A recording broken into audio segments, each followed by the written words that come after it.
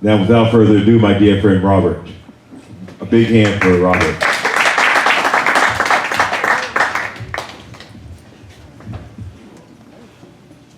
Thank you, Howard, and thank you for the invitation to speak tonight. It's my honor to speak for African American History Month. I was brought up in the 50s, in the 60s, and so much of what Bayard experienced is also what I experienced. So this is an essay I wrote, which I've entitled Bayard Rustin, a Forgotten Visionary of Freedom. Even though we face the difficulties of today and tomorrow, I still have a dream. It is a dream deeply rooted in the American dream. I have a dream that one day this nation will rise up, live up,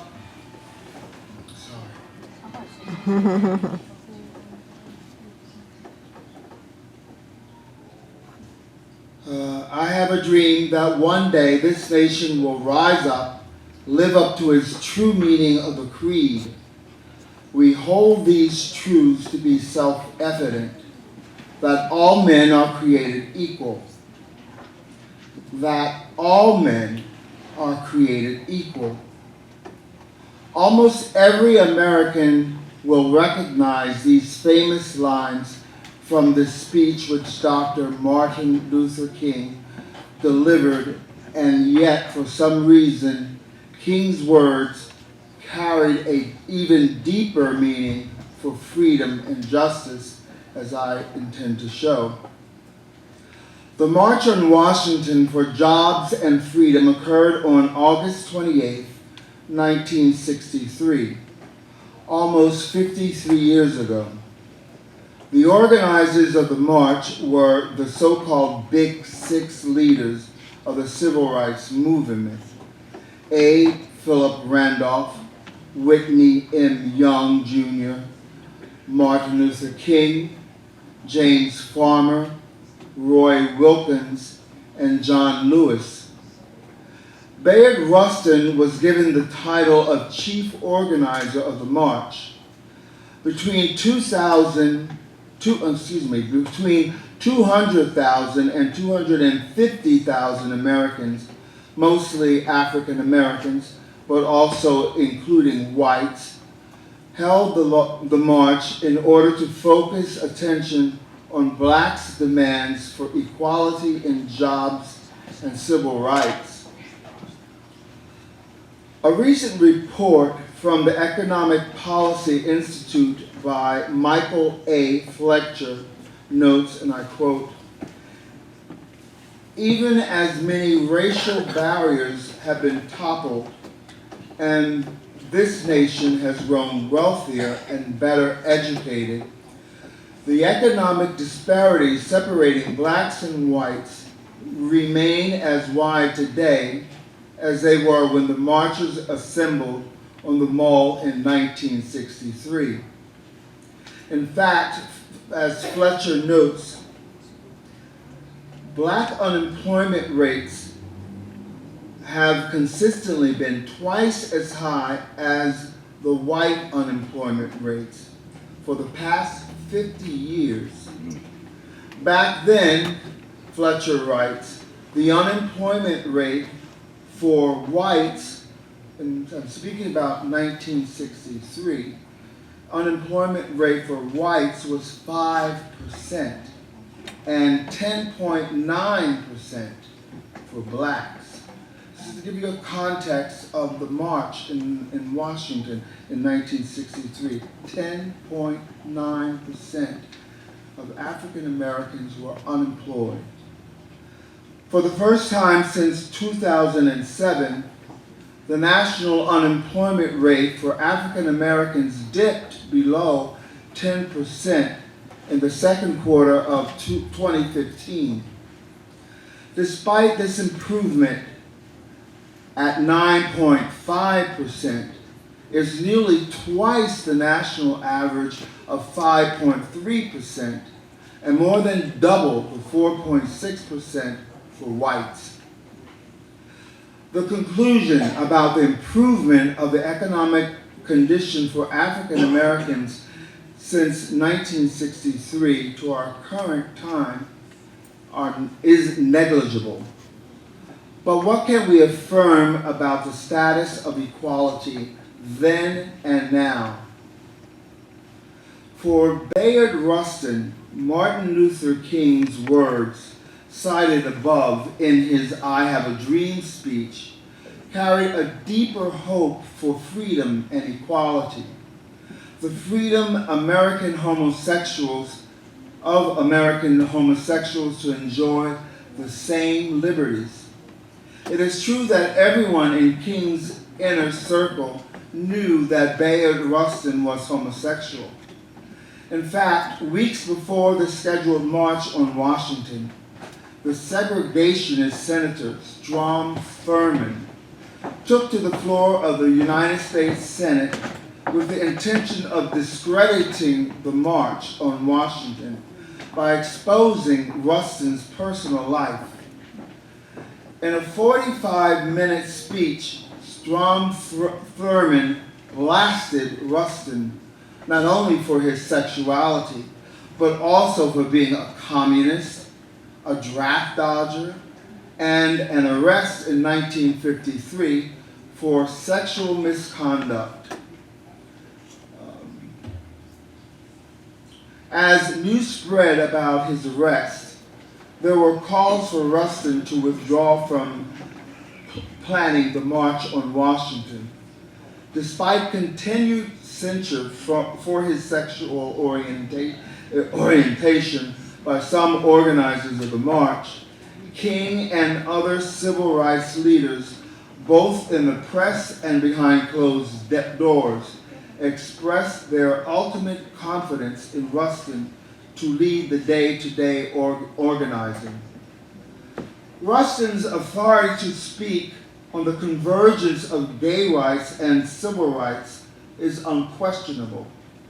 Nevertheless, even today, some black intellectuals, clergy, and politicians object to the comparison of their struggle for civil rights in the black community to the fight for American homosexuals for their civil rights.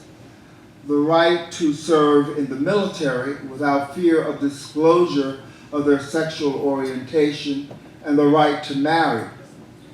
The opponents of this comparison point to the fact that the physical suffering of blacks due to their enslavement based on their color of skin cannot be compared to the innate social privilege of many homosexuals because they are Caucasian.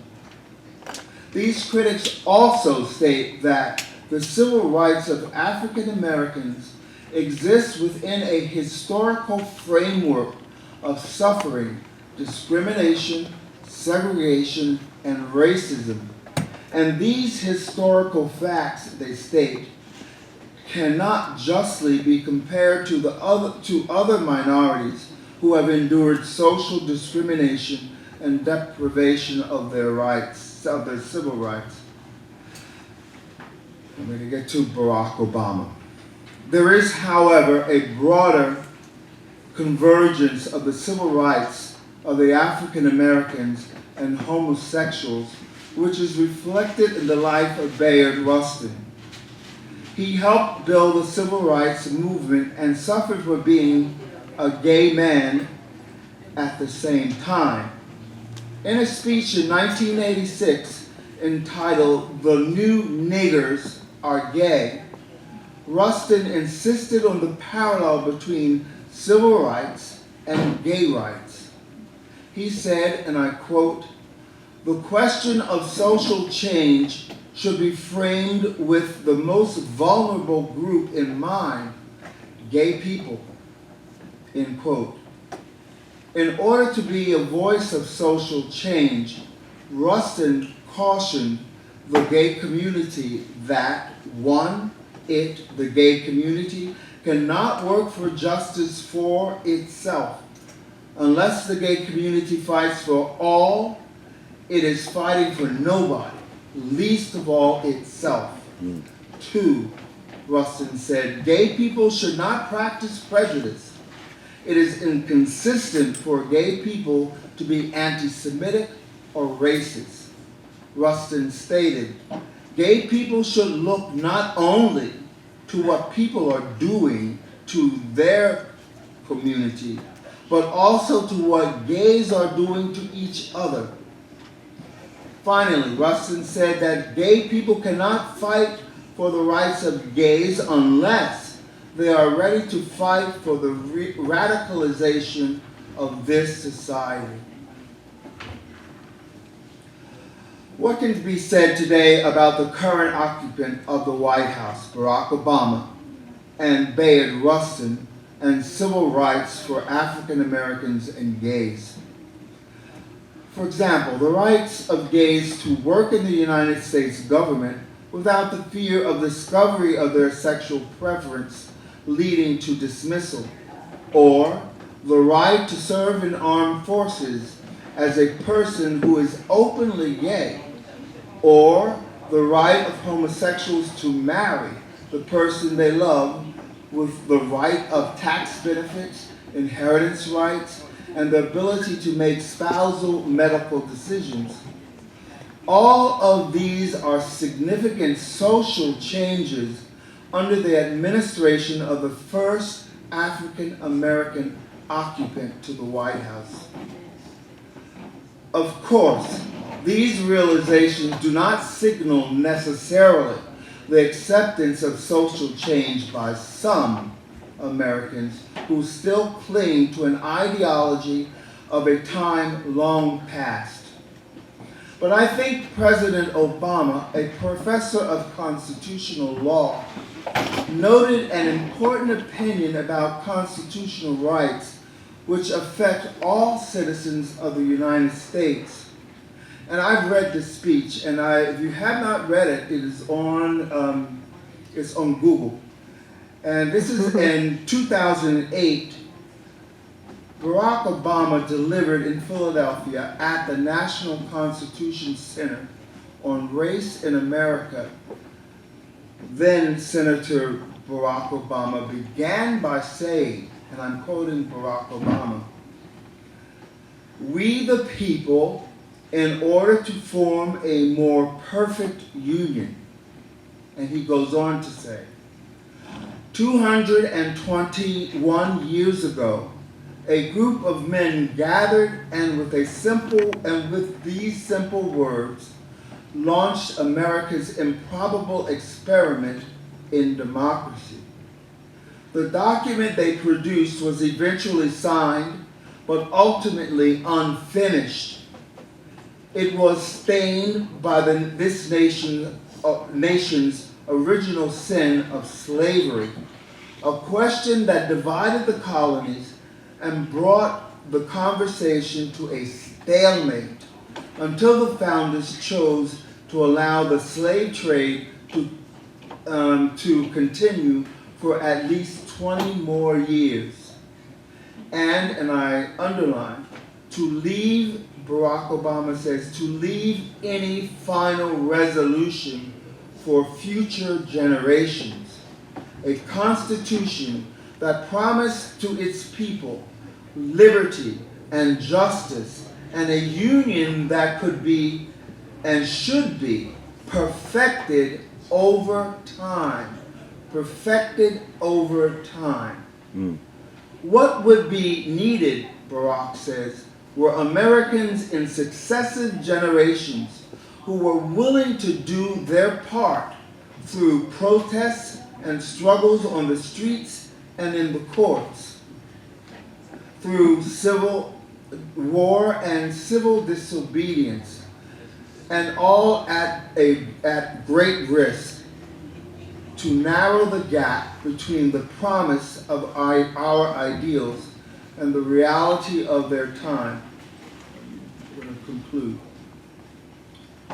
When one places Rustin's belief in racial and sexual justice within the context of President Obama's speech on race, it seems clear that Rustin's vision of justice in America has been realized today for gays, as President Obama said, by a constitution that promised its people liberty and justice, and a union that could and should be perfected over time through protests, etc.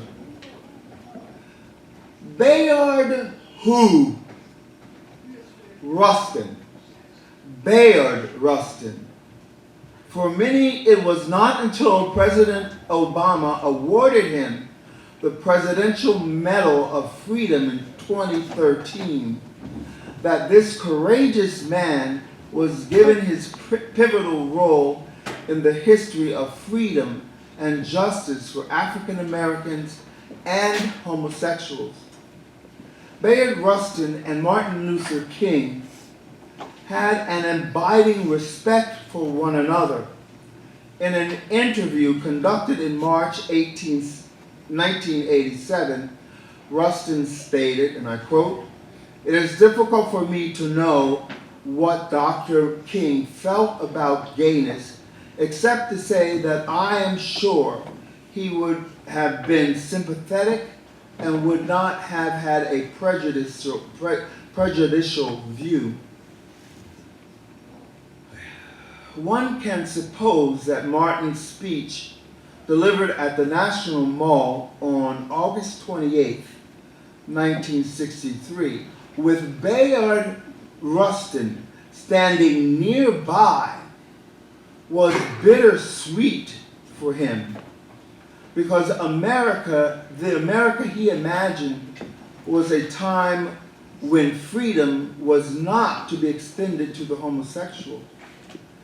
In a piece published recently in the Philadelphia Inquirer on February 4th, 2016, Corey Wade described himself as, quote, "an advocate for free and authentic self-expression, as well as LGBT equality," end quote.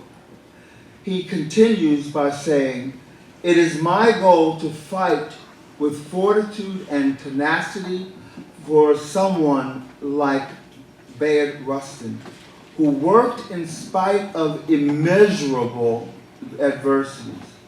There is no excuse," he says, "for me to ever let fear stop me from trying." Thank you very much. Thank you.